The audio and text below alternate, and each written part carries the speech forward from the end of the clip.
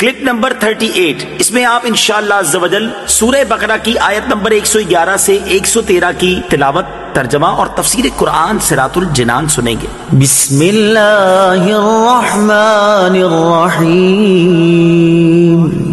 ترجمہ، اللہ کے نام سے شروع جو نہایت مہربان رحمت والا ہے۔ وَقَالُوا لَن يَدْخُلَ الْجَنَّةَ إِلَّا مَن كَانَ هُودًا أَوْ نَصَارَىٰ تِلْكَ أَمَانِيُّهُمْ قُلْ هَاتُوا بُرْهَانَكُمْ إِن كُنتُمْ صَادِقِينَ۔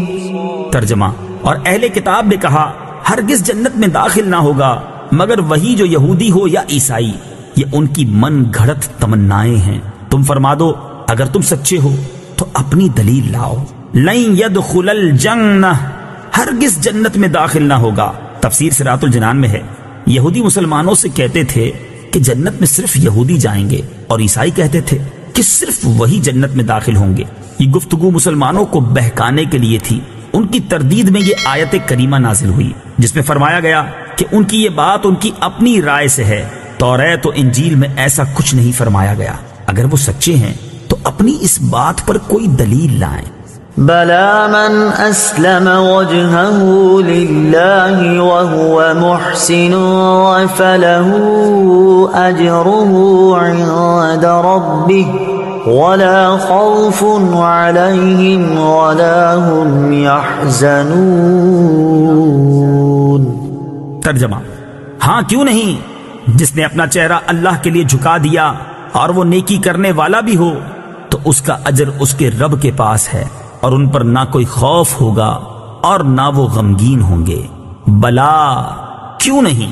تفسیر صراط الجنان میں ہے، جنت میں داخلے کا حقیقی معیار ایمان صحیح اور عمل صالح ہے، اور کسی بھی زمانے اور کسی بھی نسل و قوم کا آدمی اگر صحیح ایمان و عمل رکھتا ہے تو وہ جنت میں جائے گا۔ البتہ یہ یاد رہے کہ نبی کریم صلی اللہ تعالی علیہ وآلہ وسلم کے اعلان نبوت کے بعد آپ کی نبوت نہ ماننے والے کا ایمان قطعاً صحیح نہیں ہو سکتا، اور کوئی بھی عمل ایمان کے بغیر صالح نہیں ہو سکتا۔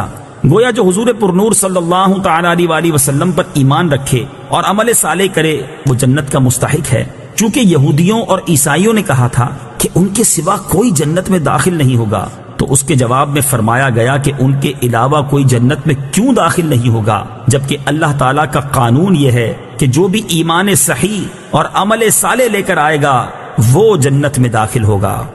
وقالت اليهود ليست النصارى على شيء وقالت النصارى ليست اليهود على شيء وهم يتلون الكتاب كذلك قال الذين لا يعلمون مثل قولهم فاللہ یحکم بینہم یوم القیامة فیما کانوا فیہ یختلفون۔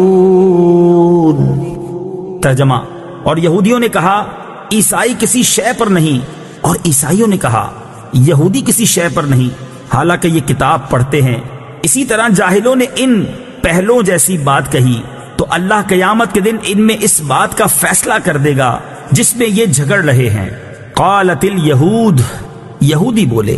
تفسیر صراط الجنان میں ہے، ایک بار نجران کے عیسائیوں اور مدینہ منورہ کے یہودیوں کے علماء کی بارگاہ مصطفی صلی اللہ تعالی علیہ وسلم میں آپس میں بحث ہو گئی۔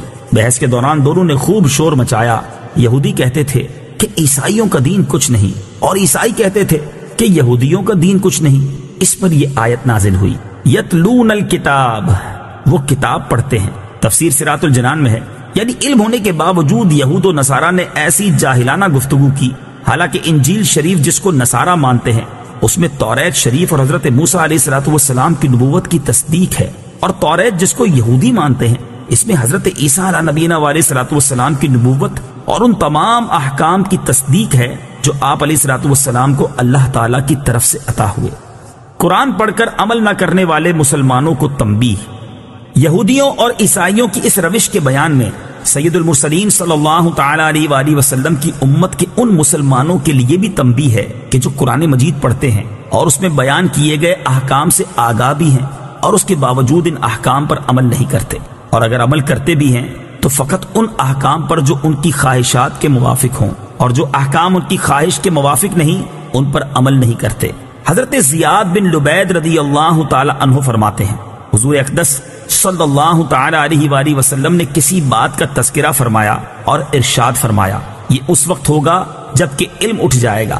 میں نے عرض کی یا رسول اللہ صلی اللہ تعالی علیہ وسلم، علم کیسے اٹھ جائے گا؟ حالانکہ ہم قرآن پڑھتے ہیں اور اپنی اولاد کو پڑھاتے ہیں اور وہ اپنی اولاد کو پڑھائیں گے، اس طرح یہ سلسلہ قیامت تک چلتا رہے گا۔ آپ صلی اللہ تعالی علیہ وآلہ وسلم نے ارشاد فرمایا، اے زیاد، تیری ماں تجھے گم پائے، میں تمہیں مدینہ کے فہیم لوگوں میں شمار کرتا تھا، کیا یہودی اور عیسائی تورات اور انجیل نہیں پڑھتے؟ لیکن ان میں سے کوئی بھی اس پر عمل نہیں کرتا۔ اسی طرح مسلمان قرآن تو پڑھیں گے لیکن اس پر عمل نہیں کریں گے، اور جو اپنے علم پر عمل نہ کرے وہ اور جاہل دونوں برابر ہیں۔ اللہ تعالیٰ مسلمانوں کو قرآن مجید کی تلاوت کرنے، اسے سمجھنے اور اس کے احکام و تعلیمات پر عمل کرنے کی توفیق عطا فرمائے، آمین۔ کذالک قال، اسی طرح کہا، تفسیر صراط الجنان میں ہے، اہل کتاب کے علماء کی طرح جاہل بت پرستوں اور آتش پرستوں نے ہر دین کو جھٹلانا شروع کر دیا اور کہنے لگے کہ دین کچھ نہیں۔ انہی جاہلوں میں سے مشرکین عرب بھی ہیں جنہوں نے نبی کریم علیہ الصلوۃ والسلام اور آپ کے دین کے بارے میں ایسے ہی کلمات کہے۔